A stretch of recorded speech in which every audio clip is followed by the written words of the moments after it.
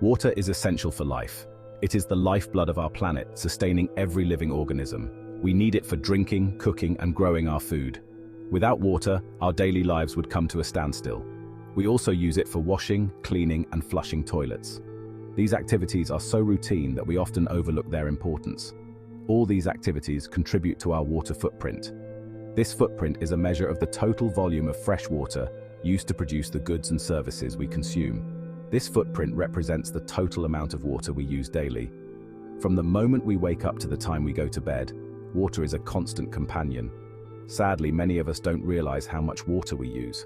A dripping tap might seem insignificant, but it can waste gallons of water over time. This is especially true in developed countries like ours. Here, water is readily available, and we seldom think about its scarcity. We often take our easy access to clean water for granted. We fill our glasses, water our lawns, and let our children play with sprinklers without a second thought. We turn on the tap and expect water to flow freely. This convenience can lead to complacency, but water is a precious resource. In many regions, people face severe water shortages. It's becoming increasingly scarce in many parts of the world. Communities are struggling to access clean water, and the situation is worsening. This is due to factors like population growth, pollution, and climate change. These issues are putting immense pressure on our water resources. We must find ways to conserve water and reduce our impact on the environment. Simple actions can make a big difference. One way to do this is by recycling wastewater. This process can help us use water more efficiently. This may sound like a daunting task, but it's easier than you might think. With the right tools and knowledge, anyone can do it. But it's easier than you might think. There are many simple and effective ways to start recycling water at home. With a little effort, we can all play a part in conserving water for future generations. Teaching children about water conservation is a great place to start. Recycling wastewater allows us to make the most of this precious resource. It can be used for irrigation, flushing toilets, and even some cleaning tasks. It also helps to reduce pollution and protect our ecosystems. Healthy water systems support diverse wildlife and vibrant communities. In the following sections, we'll explore how you can contribute to a more sustainable future by recycling wastewater in your own home. Together, we can make a significant impact. Wastewater recycling involves treating used water. This makes it suitable for other purposes. Instead of going down the drain, we can reuse this water. This is a sustainable practice that benefits both our wallets and the environment. But what exactly is wastewater? Wastewater is any water that has been used in our homes, businesses, or industries. It includes water from sinks, showers, washing machines, and dishwashers. We call this greywater to differentiate it from black water. Black water comes from toilets and contains more harmful contaminants. Greywater, on the other hand, can be relatively clean.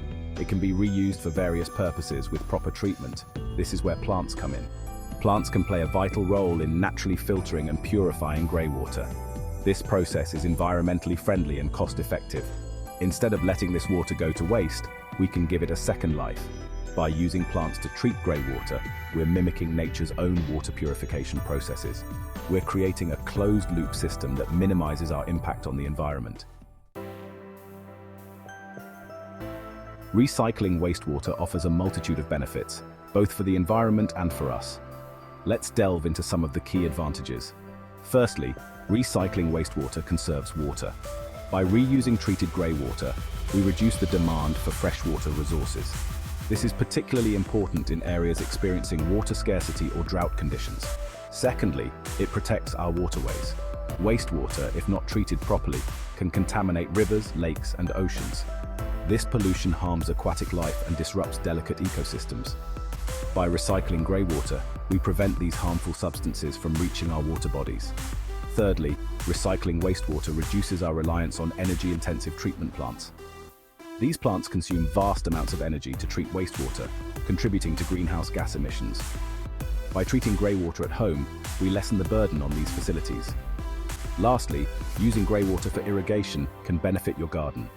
Greywater often contains nutrients that can promote plant growth. This natural fertilizer can reduce the need for chemical fertilizers. Section 4. The science of plant-based wastewater treatment. Plants are nature's water purifiers. They have an amazing ability to absorb nutrients and filter pollutants from water. This natural process, known as phytoremediation, makes plants ideal for treating wastewater. How does it work? Plants, with the help of microorganisms living in their root zones, take up nutrients and contaminants from the wastewater. These substances are either used by the plants for growth or broken down into harmless byproducts. The plant roots also act as physical filters. They trap suspended solids and prevent them from entering the groundwater. This process effectively removes pollutants and improves water quality. Different plant species excel at removing specific contaminants. For example, some plants are particularly good at absorbing heavy metals, while others are better at removing nitrogen or phosphorus. By understanding the science behind phytoremediation, we can select the most effective plants for treating greywater. This ensures that the treated water is safe for irrigation and other non-potable uses. Choosing the right plants for the job. Selecting the right plants is crucial for the success of a greywater recycling system. The plants you choose will play a significant role in filtering and purifying the water, making it safe for reuse in your garden. Not all plants are suitable for treating wastewater. Some plants may struggle to survive in the unique conditions created by greywater. Some might not tolerate the high levels of nutrients or salts typically found in greywater. This can lead to poor plant health and reduced effectiveness of your system. When choosing plants for your greywater system, consider the following factors. Tolerance to moisture. Opt for plants that thrive in moist conditions, as they can handle the frequent watering associated with greywater systems.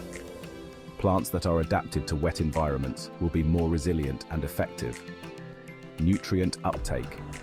Choose plants known for their ability to absorb nutrients, particularly nitrogen and phosphorus, which are common in greywater. These nutrients can be beneficial for plant growth if managed properly. Salt tolerance. Greywater can contain elevated levels of salts. High salinity can be detrimental to many plants, so it's important to select species that can tolerate these conditions. Select plants that can tolerate these conditions to prevent salt buildup in the soil. This will help maintain soil health and ensure the long-term success of your greywater system. Here are a few examples of plants that perform well in greywater systems. Commonweed, also known as Phragmites australis. This tall, grass-like plant is a powerhouse when it comes to absorbing nutrients and heavy metals. It's highly effective in improving water quality. Water hyacinth, or Icornia crassips. Known for its beautiful flowers, water hyacinth is highly effective at removing pollutants from wastewater. Its extensive root system makes it particularly good at filtering water. Yellow flag iris, or Iris pseudochorus. This attractive wetland plant is tolerant of high nutrient levels and helps to filter out contaminants.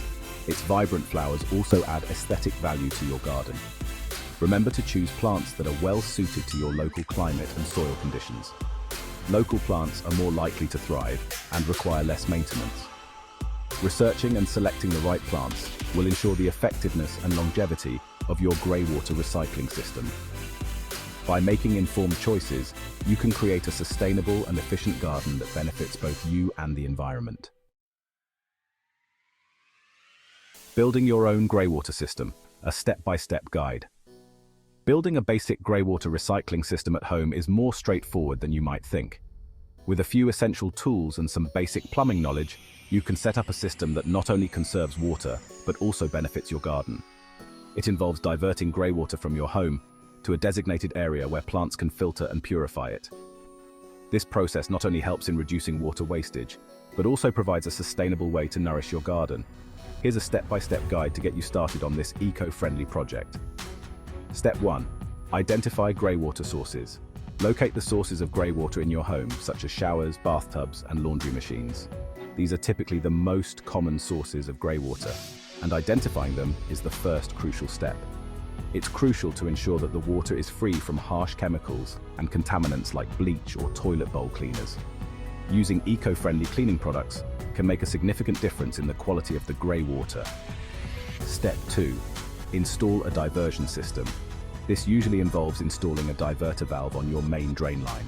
The diverter valve is a key component that allows you to control the flow of greywater. This valve allows you to redirect greywater to your designated treatment area.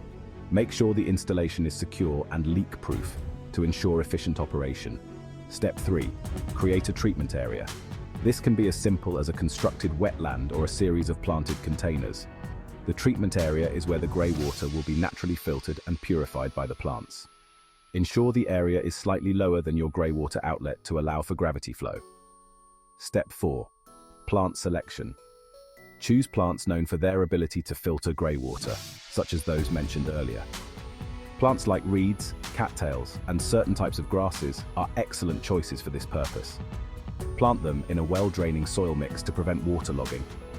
Proper soil composition is essential to ensure that the grey water is effectively filtered and that the plants thrive. Step 5. Connect the system. Connect the grey water outlet to your treatment area using appropriate piping or tubing. Ensure that the connections are tight and secure to avoid any leaks. Ensure the connections are secure to prevent leaks. Regularly inspect the system to make sure everything is functioning correctly. Step 6. Monitor and maintain. Regularly check the system for leaks, clogs, or any signs of plant distress.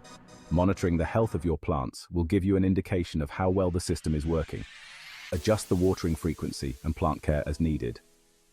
Different plants may have varying water requirements, so it's important to tailor your care routine accordingly. Building a grey water system can be a rewarding DIY project that allows you to contribute to a more sustainable future. Not only does it help conserve water, but it also promotes a healthier garden ecosystem. Remember to consult local regulations and guidelines before starting any plumbing work. Compliance with local laws ensures that your system is safe and legal.